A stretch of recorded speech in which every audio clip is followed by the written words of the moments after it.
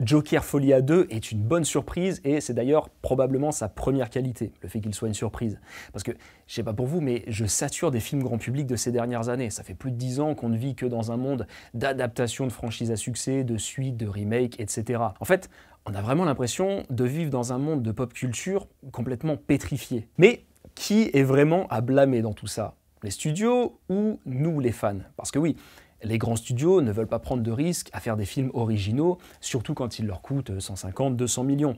Et même s'ils embauchent des auteurs qui ont une vraie patte, comme Edgar Wright sur Ant-Man par exemple, ils ne veulent pas leur laisser les mains libres. Donc, soit les réalisateurs acceptent de faire un film sans personnalité, soit ils se cassent. Mais dans tous les cas, on se retrouve, nous spectateurs, avec des films sans âme. Mais est-ce que nous, les fans, n'avons pas notre part de responsabilité dans tout ça? Parce que c'est vrai qu'on se comporte un peu comme des enfants capricieux parfois. Pour moi, la dernière trilogie Star Wars est un cas d'école en la matière. Globalement, les fans ont l'air de dire que l'épisode 7 est leur préféré des trois, sauf que c'est un film qui ne prend absolument aucun risque. Et personnellement, j'ai préféré l'épisode 8, parce que même s'il a plein de défauts, c'est le seul qui proposait des choses nouvelles, c'est le seul qui ne nous prenait pas uniquement pour des vaches à lait. Et plutôt que d'assumer, Disney a vu que les fans râlaient et a complètement fait machine arrière pour l'épisode 9. Ils ont essayé de faire du fanservice en ramenant Palpatine, etc.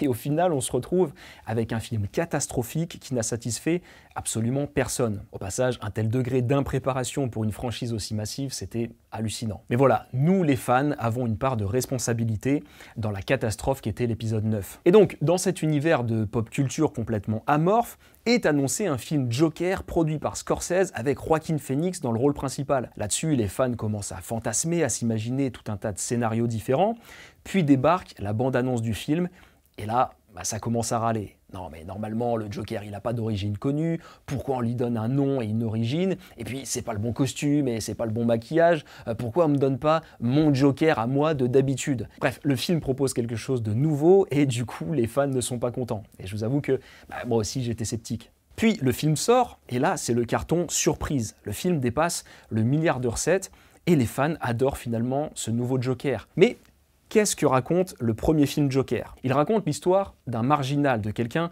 de rejeté par la société, notamment parce qu'il est différent. Il n'est pas ce que la société attend de lui. Et ce personnage d'Arthur Fleck devient populaire le jour où il devient le Joker. Avant ça, personne ne le remarquait. Et du coup, est-ce que nous ne sommes pas un peu coupables de ça, nous aussi? Est-ce qu'on ne s'est pas intéressé au personnage d'Arthur parce que nous savions qu'à un moment, il allait devenir le Joker, l'un des méchants les plus aimés de la pop culture? Est-ce que nous serions allés voir un film avec Arthur Fleck s'il n'y avait pas le titre Joker sur l'affiche? Probablement pas. Et c'est en ça que Folie à 2 est une très bonne suite. Le fait que nous rejetions les gens qui ne sont pas conformes à nos attentes est une thématique centrale dans le premier film, et elle le restera dans le second film, mais de manière plus provocatrice. Nous avons aimé voir Arthur devenir le Joker parce que nous aimions déjà le personnage du Joker. Nous voulions donc voir Arthur devenir quelque chose de familier. Nous voulions qu'il se conforme à nos attentes. Alors que c'était le personnage d'Arthur qui était touchant, c'est sa trajectoire qui était captivante à suivre. C'est Arthur qui faisait que Joker fonctionnait, pas l'inverse. Et pour autant, est-ce que les fans seraient prêts à voir un film de rédemption, un film dans lequel le Joker redeviendrait Arthur? D'évidence, non. Et le film en est conscient. C'est d'ailleurs pour ça qu'il se finit par Arthur qui se fait assassiner par un fan. Le réalisateur était conscient que si on ne donnait pas au public ce qu'il attendait, le film allait se faire assassiner. Et c'est exactement ce qui est en train de se passer. Et c'est en ça que j'ai aimé ce film, parce qu'il nous prend à partie en tant que fan. Parce que ce que nous avons fait en tant que fan, c'est d'abord cracher sur le premier film Joker avant même qu'il ne sorte, parce qu'il ne correspondait pas au fantasme que nous nous faisions sur le film. Puis, le film est sorti, nous l'avons aimé et nous nous sommes appropriés ce personnage. Du coup, quand la suite a été annoncée, nous n'avons pas retenu la leçon, nous avons encore fantasmé. Nous nous sommes imaginé un film en mode Joker Rising, un film qui raconterait l'ascension du Joker, comment il deviendrait enfin le clown prince du crime, etc.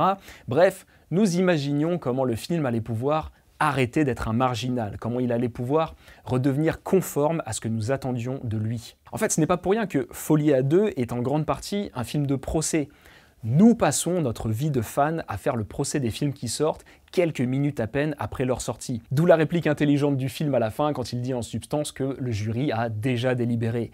oui, nous, jury, avons déjà décidé que le film était coupable. D'ailleurs, j'ai adoré la séquence suivante dans laquelle des fans font exploser le palais de justice. Au moment où Arthur nous dit qu'il ne veut plus être le Joker, on dirait que les fans essaient de l'en dissuader. Ils essaient de le ramener dans le droit chemin de la criminalité. Un peu comme s'ils essayaient d'embarquer le personnage d'Arthur dans un autre film. Un film dans lequel Arthur deviendrait enfin un génie du crime. Le génie du crime que les fans espéraient voir dans ce film. Sauf que non, ce n'est pas son film à lui, ce n'est pas cohérent avec le personnage d'Arthur établi dans le premier Joker.